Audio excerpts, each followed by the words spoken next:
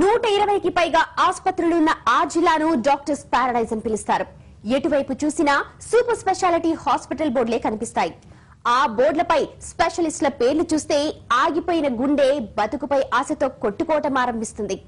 అక్కడి వారు వైద్యం ప్రారంభిస్తే లబ్డబ్ మందగిస్తుంది. లక్షల కొద్దీ డబ్బు ఖర్చైపోతుంది. కొర ఊపిరి కాస్త ఆగిపోతుంది. ఇది కరీంనగర్ జిల్లా డాక్టర్స్ పారడైజ్ ఘనత.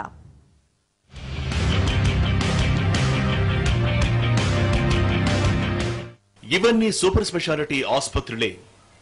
ఇక్కడ వైద్యం చేసేది అందరూ స్పెషలిస్టులే. మీరు చూస్తున్నది కరీంనగర్లోని విజయశ్రీ హాస్పిటల్. ఈ హాస్పిటల్ను 3 ప్రముఖ వైద్యులు నిర్వహిస్తున్నారు. అలాగని ఆ 3 డాక్టర్లు వైద్యం చెయ్యరు. పేరుకు మాత్రమే వారు. ఆ 3 డాక్టర్లు వేరే రాష్ట్రాల్లో ఉంటున్నారు.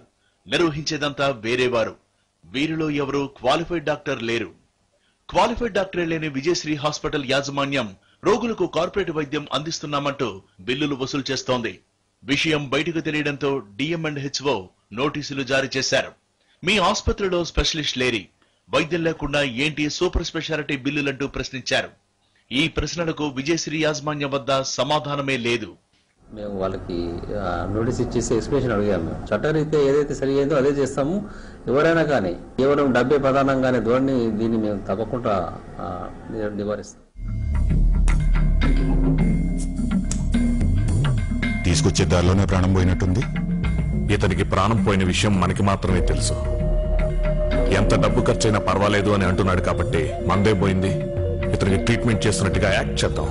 4-5 లక్షల బిల్లు వస్తుంది. అంత డబ్బు ఇస్తాడంటావా? ఈ భూమి మీద డబ్బుతో కొనలేనిది ప్రాణం ఒక్కటే. దానికోసం మనిషి ఎంతైనా ఖర్చు పెడతాడు. అది వాళ్ళ వీక్ పాయింట్, మన క్యాష్ పాయింట్. మీరు యాక్ట్ చేయండి. సినిమా చూశారు కదా, అదే సీన్ మన కరీంనగర్లోని దేవసిటీ సూపర్ స్పెషాలిటీ ఆసుపత్రిలో వైద్యులు రియల్ స్క్రీన్ పై చూపించారు. ఆ హాస్పిటల్లో 24 గంటలు వైద్య సేవలంటూ ఓదరగొట్టేస్తారు.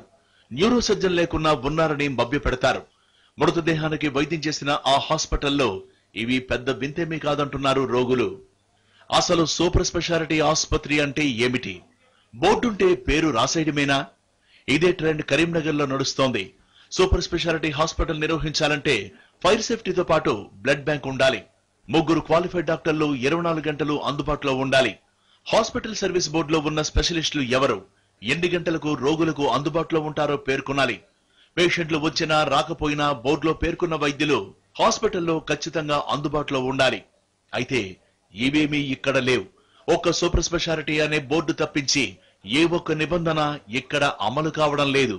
మల్టీ స్పెషాలిటీ, సూపర్ స్పెషాలిటీ అని వాళ్ళు పెట్టడం జరుగుతుంది. కానీ వాస్తవానికి మన బృందం వెళ్లి అక్కడ ఆ రిజిస్ట్రేషన్ యాక్ట్ ప్రకారం అక్కడ ఉన్న ఫెసిలిటీస్ సరిపోయేంత ఉంటేనే మనం ఆ పేరు మీద రిజిస్ట్రేషన్స్ ఇస్తున్నాం. ఆల్రెడీ ఎవరికైతే పర్మిషన్ ఇచ్చేసాము పాత వాళ్ళని, అది కూడా మేము మళ్ళీ ఒకసారి పరిశీలిస్తాము. మనము వీలైనంత వరకు గవర్నమెంట్ నామ్స్ ప్రకారం నడిపించే ప్రయత్నం చేస్తున్నాం. ఎక్కడైతే గ్రాస్ నెగ్లిజెన్స్ తో అది ఇమీడియట్ క్లోజ్ చేయడం.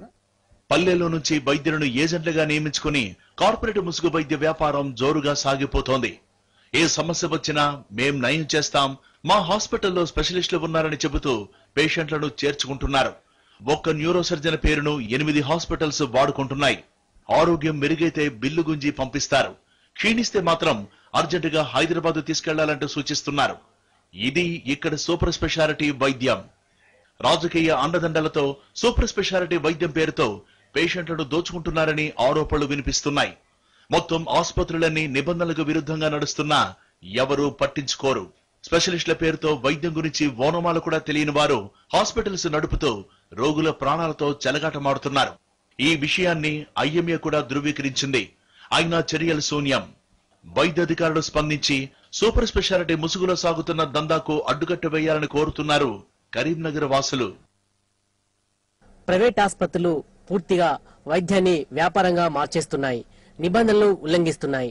క్వాలిఫైడ్ డాక్టర్లు కనీస సౌకర్యం లేకున్నప్పటికీ సూపర్ స్పెషాలిటీ ఆసుపత్రుల పేరుతో మాయాజాలాన్ని సృష్టిస్తున్నాయి. బినామీ వ్యక్తులతోనే ఇలాంటి ఆసుపత్రులు నిర్వహించి రోగుల నుంచి లక్షల రూపాయలు దండుకుంటున్నాయి. నిబంధనలు ఉల్లంఘించిన ఆసుపత్రులపైన కఠిన చర్యలు తీసుకుని క్రిమినల్ కేసులు నమోదు చేయాలని కోరుతున్నాయి స్వచ్ఛంద సంస్థలు. కెమెరా పర్సన్ సంజీవ్తో సంపత్, టీవీ9 కరీంనగర్.